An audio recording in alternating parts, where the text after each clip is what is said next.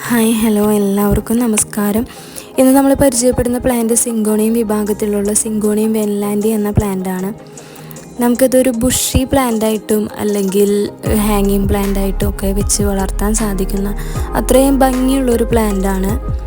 ഇത് ഇൻഡോർ ആയാലും ഔട്ട്ഡോർ ആയാലും വെച്ച് വളർത്താൻ സാധിക്കുന്നൊരു പ്ലാന്റാണ്. ഇതിൻ്റെ ലീഫ് വളരെ സോഫ്റ്റ് ആയിട്ടുള്ളൊരു ലീഫാണ്. നമുക്ക് വെൽവെറ്റ് പോലെ ഇതിൻ്റെ ലീഫ് നമുക്ക് തോന്നിപ്പിക്കും. അത്തരത്തിലുള്ള നല്ല ഭംഗിയുള്ളൊരു പ്ലാന്റ് കൂടിയാണിത്. ഇതിന് കൂടുതലും ഡ്രൈനേഡ് സോയിലാണ് ഈ ചെടി കൂടുതലും നമ്മൾ വളർത്തുക. പോട്ടി മിക്സ് ആയിട്ട് കോക്കോപീറ്റ്, ചാണകപ്പൊടി, എല്ലുപൊടി, മണ്ണ്, മണൽ എന്നിവ കൂടി മിക്സ് ആയിട്ടുള്ളൊരു പോട്ടി മിക്സാണ് കൂടുതലും നമ്മൾ ഇതിന് കൊടുക്കേണ്ടത്. ആഴ്ചയിൽ 2 തവണ മാത്രമേ ഈ പ്ലാന്റിന് വെള്ളം ഒഴിച്ച് കൊടുത്താൽ മതിയാകും. കാരണം ഓവർ വാട്ടറിങ്ങിൽ നശിച്ചു പോകുന്നൊരു ചെടി കൂടിയാണിത്.